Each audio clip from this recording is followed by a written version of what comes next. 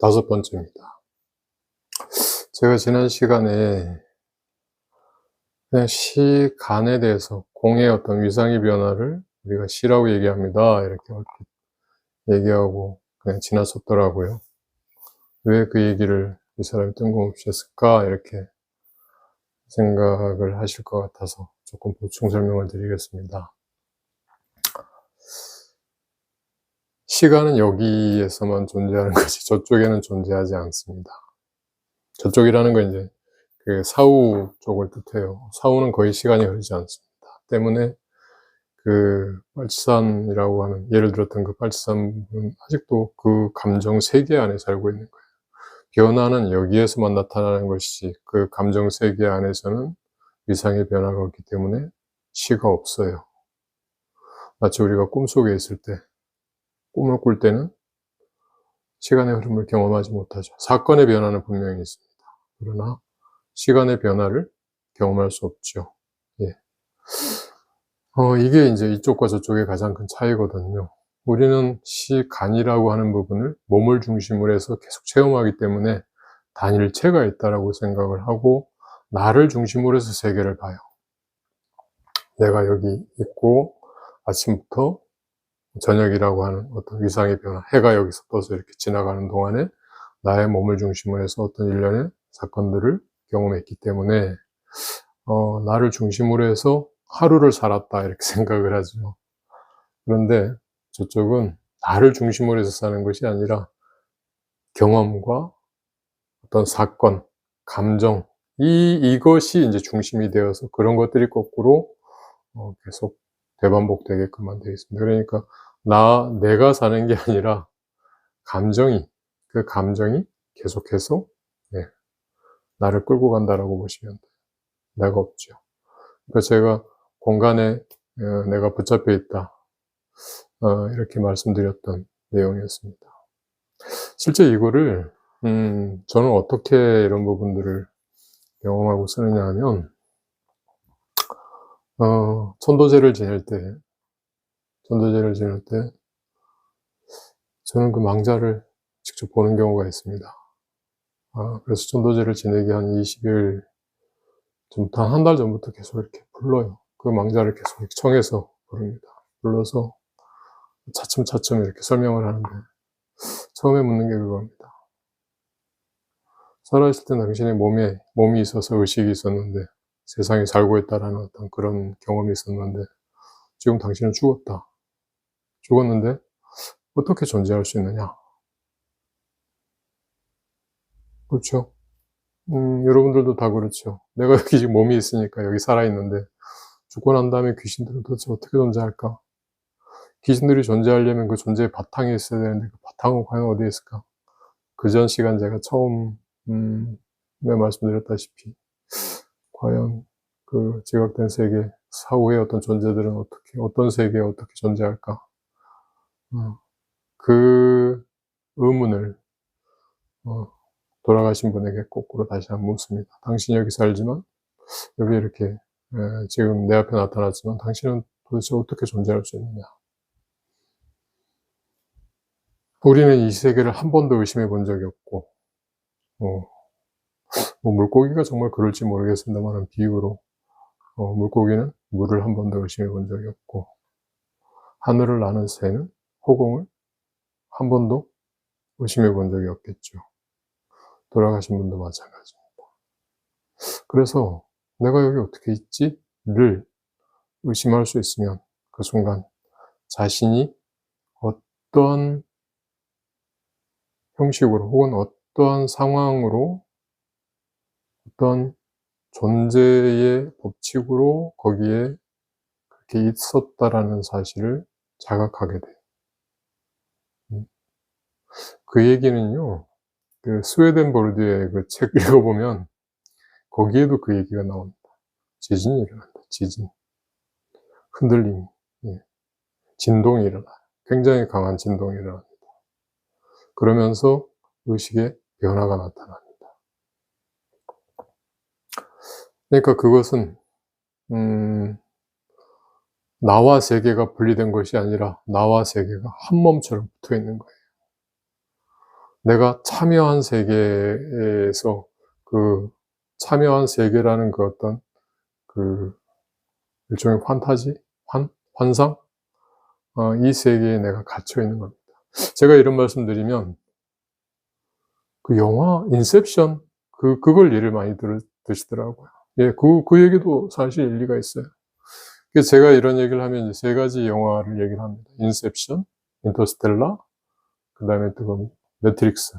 예. 저 매트릭스 가장 좋아하는데, 인터스텔라는 뭐 굉장히 이렇게, 치밀하고,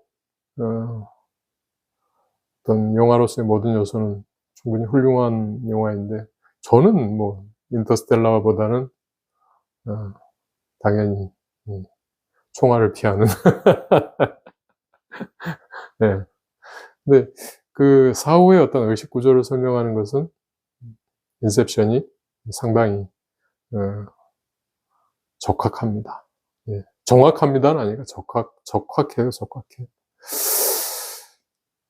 그래서 이제 시라고 하는 부분을 우리가 중심으로 생각을 하다 보니까, 저쪽에 대한 어떤 개념을 우리가 잘 이해하지 못하는, 그런 상황이 만들어진다. 그래서 이제 제가, 공간의 변화를 시라고 합니다. 이렇게 하는 것 말씀드렸고,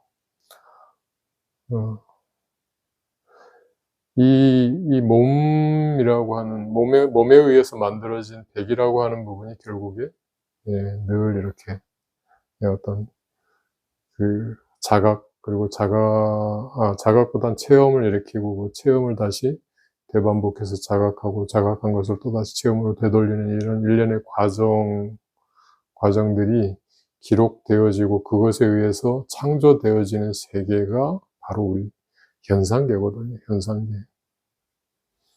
그리고 이 현상계는 각각의 사람만큼이나 다 제각각 존재할 수밖에 없다라는 얘기를 지난번에 말씀드렸어요. 그리고 그 자기가 경험한 그 지각된 세계가 사후로 그대로 가게 되고, 그래서 이 사후는 그 각각의 어떤 수준과 각각의 세계로 이렇게 구성이 되어 있어요.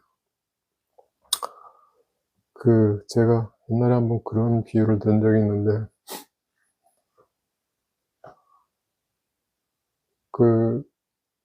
팔이 혹시 겹눈 보신 적 있어요?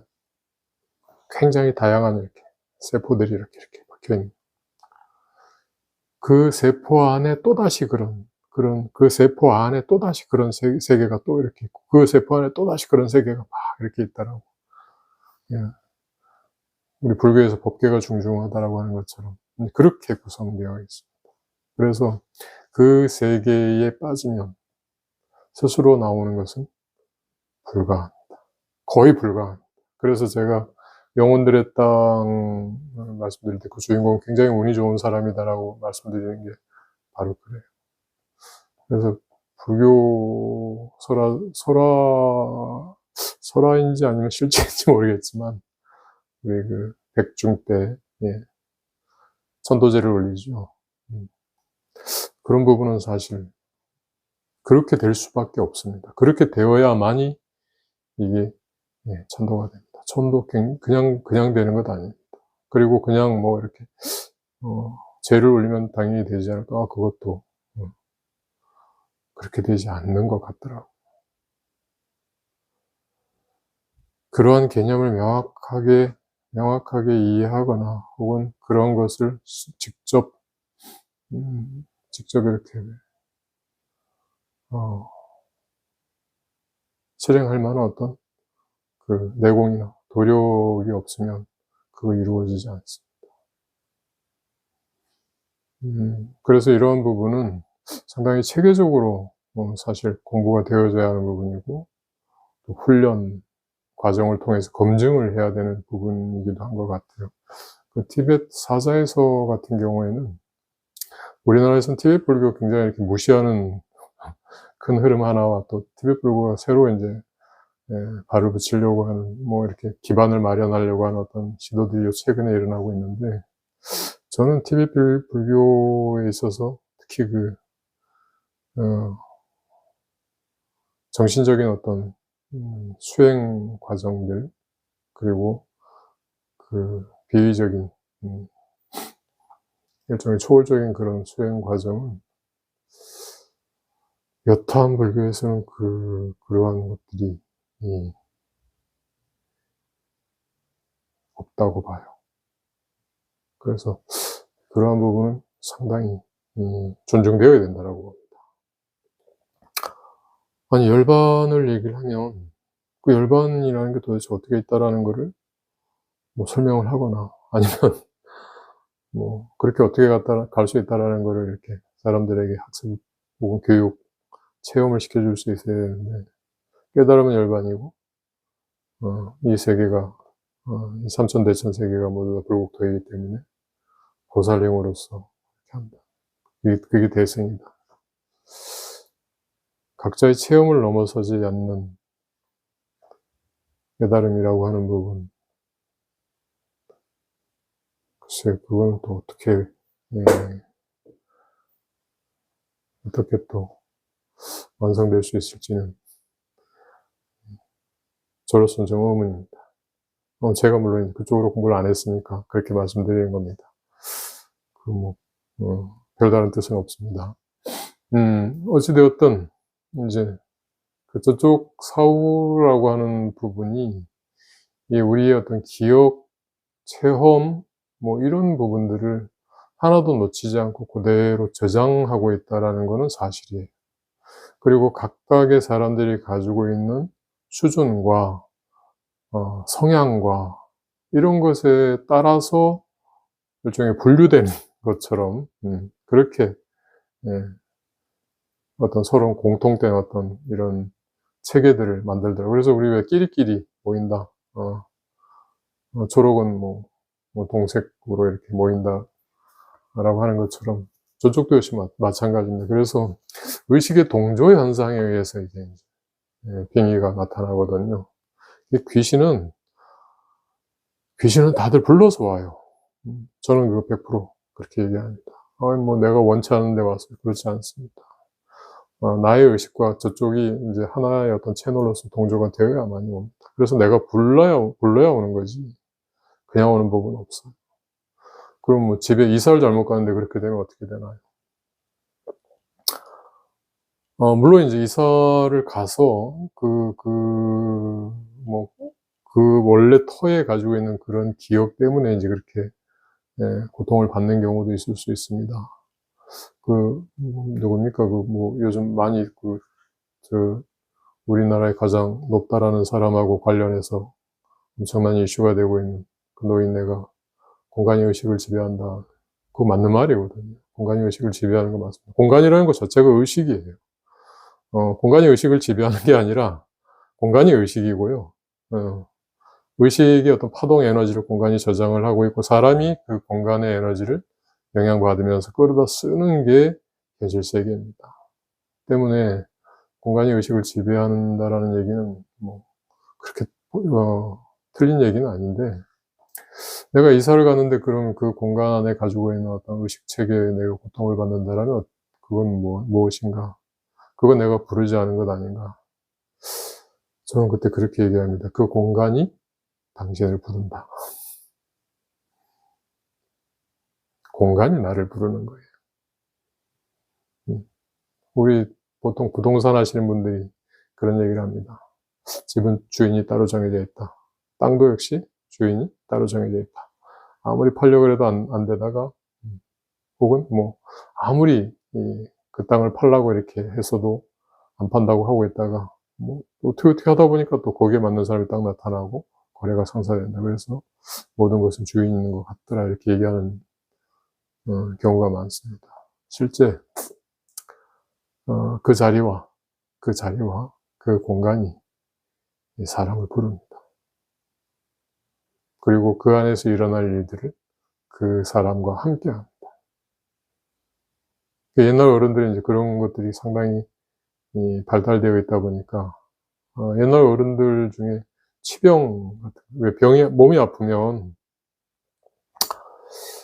내가 이 자리에서 요양을 해야겠다 이렇게 하면서 남의 집도 뺏는 사람들이 있어요. 남의 집에 가서 내가 몸이 아픈데 여기 와서 병을 좀 고쳐야겠다 이러고는 그 집에 가서 무턱대고 그냥 버티고 앉아서 합니다. 그렇게 해서 옛날에 집을 뺏거나 하는 분들도 많고, 그런 형식들이 이제 뭐 예를 들어서 아이가 아프면 외가 쪽으로 보내서 외가에서 그 아픈 아이를 좀 낫게 이렇게 해서 데리고 오는, 혹은 뭐 시집온 며느리가 아프면 친정으로 다시 보내서 친정에서 몸을 좀 낫게 해서 이렇게 오는. 우리가 보면 아니 그 뭐 시집 갔으면 그 집에서 그 남편이나 시어른들이나 이런 사람들이 어느 정도 책임을 져야지라고 생각할 수 있는데, 뭐 시집을 갔든 안 갔든 남의 집 가서도 그렇게 하던 의식들이 이제 옛날 어른들한테 있었어요. 그래서 산 좋고 물 좋고 요양하기 좋고 병 치료하기에 적합한 기분이 좋은 장소라고 하면 일단 거기 가서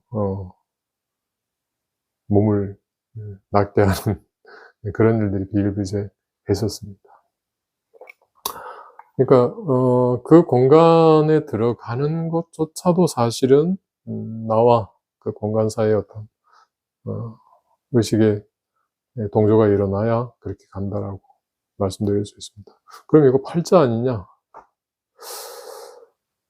팔자는 사주에 이제 8글자를 팔자라고 하는 건데, 뭐, 틀린 말은 아니에요. 틀린 말은 아닌 게, 사주에서 태어난 그 해는 전체적인 우주의 어떤 그 큰 흐름을 얘기를 하는 거고요. 사실 사주에서 가장 중요한 건 태어난 달입니다.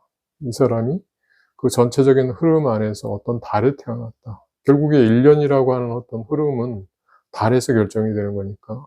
그리고 그 태어난 달에 어떤 날에 이 사람이 태어났다 그래서 그 날을 그 사람으로 칩니다. 그러니까 이 사람이 이 공간이라고 하는 부분에 어떤 위상 변화에서 이렇게 이러한 시점쯤에 태어났다.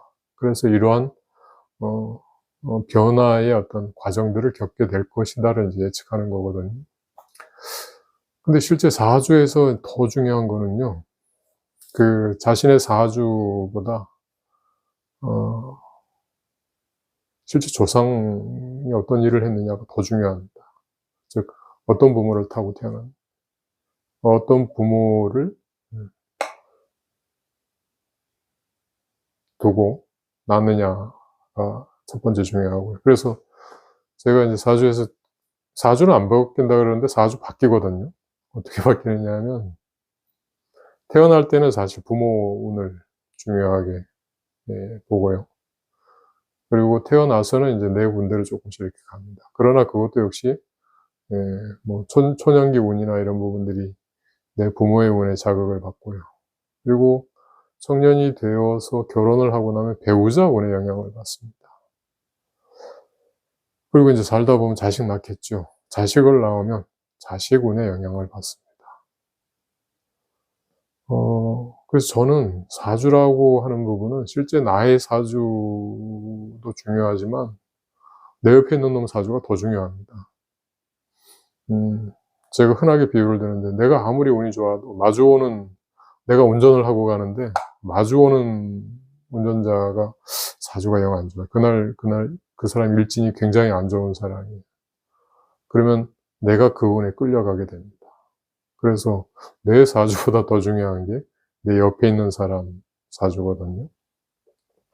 내 옆에 있는 사람의 사주라고 하는 것은 결국에 환경입니다. 환경. 그러면 내가 그 환경이라고 하는 흐름 안으로 들어갔기 때문에 그 일이 벌어지는 거거든요. 내가 내 부모라는 환경 안으로 들어갔기 때문에 이제 그렇게 떨어지는 겁니다.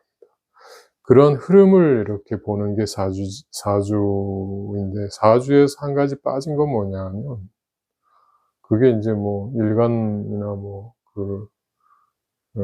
무령론 뭐 이렇게 얘기를 하기도 하는데, 이 사람이 뭐 개수일주로 태어났다든가 혹은 경금일주로 태어났다든가 이렇게 얘기를 해서 그 금의 특성, 목의 특성 이런 걸 가지고 설명하는 부분들이 있는데, 실제로는 사주보다 더 중요한 게 마음이거든요. 의식.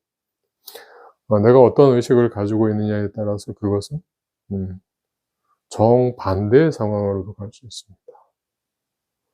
그래서 실제 사주를 볼 때는 단식으로 보는 게 아니라 상당히 오랜 시간을 놓고 또 여러 사람의 어떤 그 사람 주변에 있는 여러 사람의 사주를 보고 복식으로 판단을 하는 경우가 가장 적합합니다. 그러니까 가족 사주를 같이 보거나 아니면 뭐 그 사람 주변에 있는 사람들 사주를 같이 보는 게 맞죠.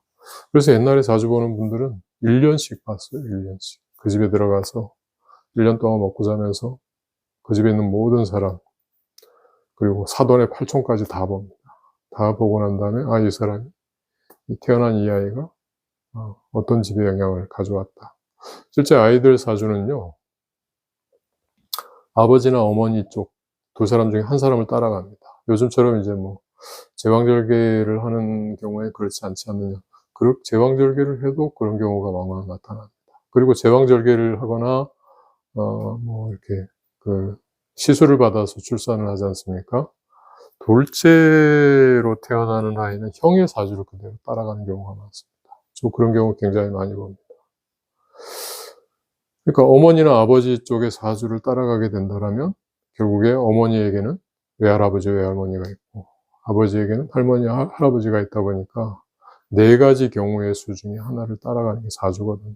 그래서 옛날 분들 같은 경우에는 사주를 볼 때 그 조상의 업이라고 하는 부분을 사주를 통해서 같이 푸는 것, 그걸 기본으로 해서 이 아이가 어떻게 될 수 있겠다. 혹은 뭐 이 집에 몇 대 이렇게 지나고 나면 어떤 아이가 어떤 일을 할 것이다라는 거를 그 전체적인 흐름 안에서 이렇게 보는 거예요. 그냥 한 아이만, 한 사람의 사주만 보고 단식으로 판단하는 게 아닙니다. 환경을 보는 거거든요. 그리고 그런 환경은 더 깊게 들어가면은요, 그 환경을 만들기 위한 의식적인 몸부림이 계속 일어납니다. 죽은 조상들 안에서요. 예. 그래서, 실제 그 가문과 가문 사이 결혼이라고 하는 부분은 당사자들끼리의 어떤 문제가 아니라 보이지 않는 그런 의식들이 끊임없이, 그 어떤 진화를 위해서 새로운 어떤 자신들이 원했던 바, 아직 이루지 못했던 바를 이루기 위해서 나아가는 그 과정들에서 나타나는 거라고 봐야 돼요. 실제 그런 경우를 저는 자주 봅니다. 그러니까 뭐 그렇게 그 공간이라고 하는 부분을 내가 선택하지 않아도 그렇게 되는 것 아니냐. 내가 선택하지 않았는 것이 아니라 내가 나의 어떤 프로그램 안에 그 공간이라고 하는 부분이 나를 땡겨서 부를 만한, 혹은 나를 선택해서 그 공간에서 어떤 일련의 사건들을 이렇게 해소, 혹은 뭐 새로운 뭐 이렇게 진화를 경험할 만한 어떤 필연성, 이런 것들이 있기 때문에 그렇게 이루어진다고 저는 생각을 합니다. 그래서 공간이 사람을 부르는 거고, 그 공간 안에서 이루어진 사건에 나는 그냥 일방적인 피해자가 아니라 결국에 그 공간에 내가 참여함으로 인해서 아까 이전에 제가 얘기를 했던 그 양자물리의 관찰자 효과, 참여자로 등장하는 어떤 효과처럼 내가 그 공간 안에 등장함으로 인해서 거기에서 뭔가 새로운 창조적인 어떤 그 현상들을 만들어낸다라고 봐야겠죠. 실제 공이라고 하는 부분이 우리 살아있는 사람들에게 요구하는 것, 인간에게 요구하는 건 바로 그건 것 같아요. 그래서 의도라고 하는 부분이 인간을 창조해낸 것이 아닌가. 그러니까 공이라고 하는 부분이 인간을 통해서 스스로의 어떤 그 의도나 그런 것들을 실현시키고 새로운 부분으로 계속 이렇게 변화를 통해서 나아가게끔 하는 것. 그것이 우리가 살고 있는 현 지구라는 어떤 환경 안에서의 주요한 특질이 아닐까 생각을 합니다. 그런 것들을 실행해내기에 가장 적합한 구조로 만들어진 게 우리의 몸인 거죠, 몸. 그래서 이 몸이라고 하는 부분과 이 몸을 기점으로 해서 만들어지는 그 백과, 이 백이라고 하는 부분을 몸 안에서만 이렇게 몸 안에서만 이렇게 나타나거나 혹은 뭐 경험되어지는 게 아니라 외부의 어떤 확장된 의식하고 계속 교류해서 좀 더 새로운 어떤 부분을 이렇게 나가게끔 만드는 혼의 어떤 기능. 그러니까 백의 내면에서 그걸 만들면 그걸 밖으로 외부로 확장시켜 나가거나 아니면 다시 나의 혼으로 그걸 피드백시키는 그런 것들을 만드는 두 기능이 상호 이렇게 뭉쳐지면서 이런 것들을 통해서 결국에 이제 영의 개념처럼 이런 것들을 통해서 스스로가 스스로를 되비쳐서 경험하게 할 수 있는 것. 그것이 나는 아니지만 그 경험이라고 하는 부분을 통해서 나의 존재를 발현시키게끔 할 수 있는 이게 이제 영의 개념인 거죠. 그래서 영은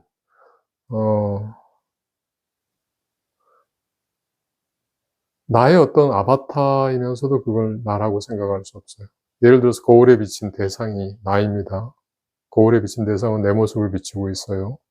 그러나 거울이라고 하는 것은 비추는 것 자체가 자신의 본질이에요. 예. 그래서 거울과 거울에 비춰진 대상을 분리할 수는 없으나 거울의 본질이라고 하는 부분과 거울에 비춰진 나의 모습이라고 하는 것은 또 다르잖아요. 그게 이제 그 공간의 어떤 특성이면서 그 공간의 어떤 그 참여자로서 우리 인간의 특성이기도 한 것 같아요. 이 부분이 상당히 어렵죠.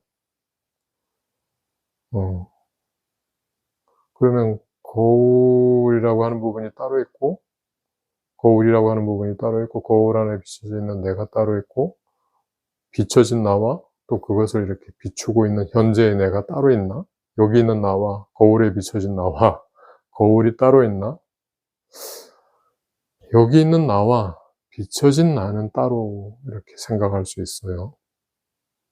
그거는 예를 들어서 시공간을 달리해서 이렇게 나타나게 되니까. 그러나 거울이라고 하는 것 안에 비춰져 있는 나의 모습과 거울은 또 따로 분리되진 않습니다. 힉스 입자처럼 내가 드러나게끔 하고 거울은 자신의 존재를 숨기기 때문에 거울 안에 비춰져 있는 나는 거울을 볼 수가 없어요.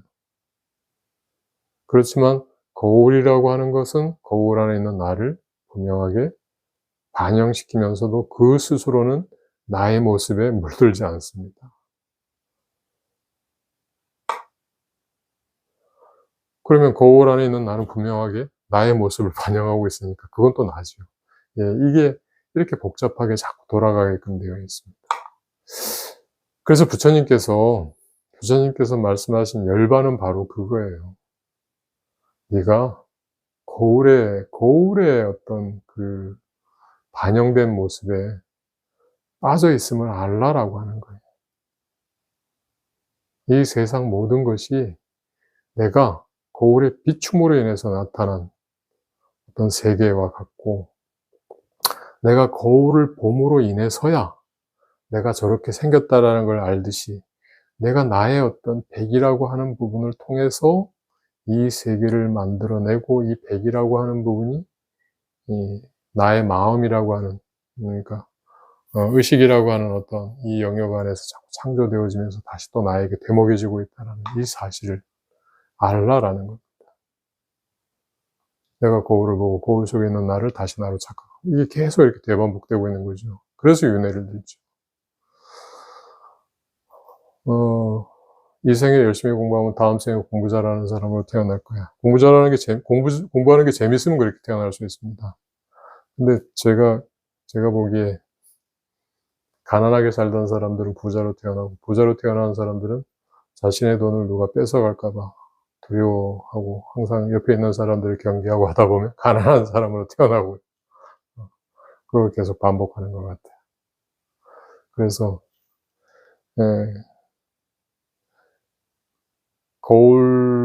거울 자체가 공함을 그 공이라고 하는 것 안에 내가 끊임없이 빠져서 윤회하고 있음을 모른다라면 반복할 수밖에 없는 것. 그것이 부처님이 하신 말씀이라서 그 거울의 공함을 보라. 이렇게 하셨는 거죠.